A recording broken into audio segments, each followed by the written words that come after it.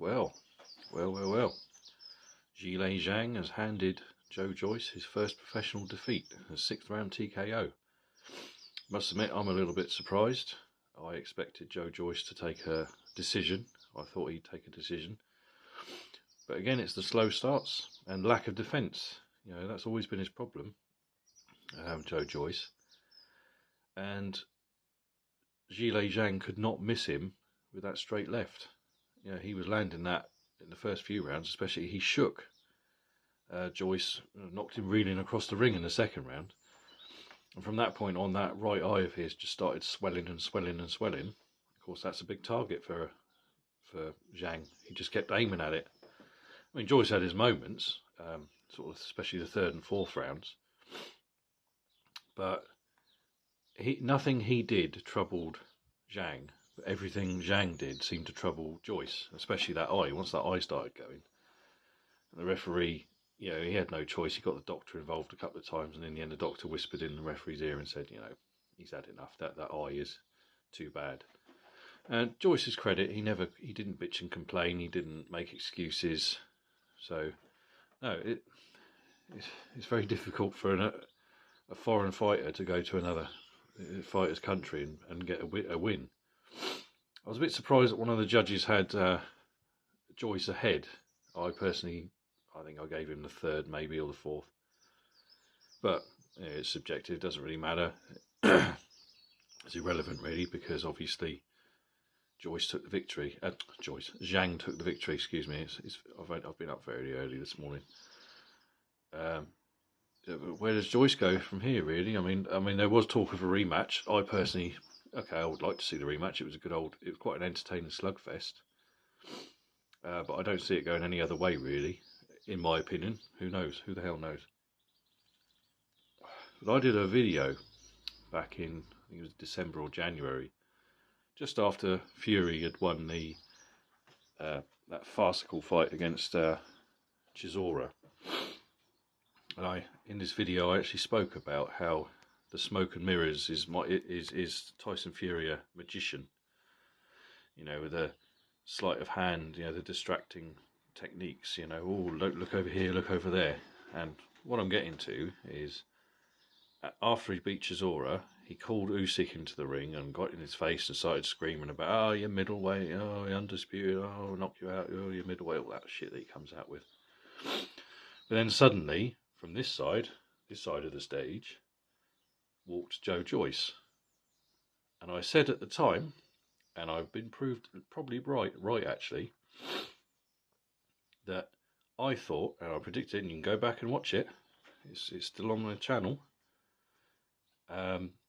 that he'd find his way, Tyson Fury would find his way out of fighting Usyk, somehow, some way, would end up fighting Joe Joyce instead. And that appeared to be the plan. I guarantee you that was the plan. You know, once he made everything unbearable and unreasonable for Usyk, and Usyk said, yeah, screw you, fuck you. And then, and then of course there was the stories going around, if Joe Joyce beat Zhilei Zhang, then he'll fight Tyson Fury in the summer. Well, that's all gone to fucking shit. Does that mean Tyson Fury will now fight Zhang? I doubt it very much. Not because I think Zhang would beat him, absolutely not. I think Tyson Fury would beat all of them. I'll keep saying this. I think he'll beat all of them. I just don't think Tyson Fury wants to take the risk of having a hard fight with anybody. Because although I think he'd beat Usyk would give him a hard time. I think probably Zhang would give him a few problems because he's a southpaw, and as we've seen, Tyson Fury struggled with southpaws in the past. It's not to say I think they beat him. So it'd be interesting to see what Tyson Fury's next move is, really, if anybody really gives that much of a fuck, because he seems to have dug himself a career grave with his behaviour in recent months. So we'll see, really. But I called it back then when suddenly they brought Joyce into the ring. Why would you do that if you're focusing on fighting Usyk? He never had any intentions of fighting Usyk. We know this. He was going to dig his way out of it anyway, whether through injury, whether he was going to, and what he did, he made things difficult with the negotiations, to the point where Usyk and his team were like, do you know what, this ain't fucking worth it. So, but no, I'd be quite interested to see a rematch between Joyce and Zhang. Like I say, I don't think it would go any different. But there you go.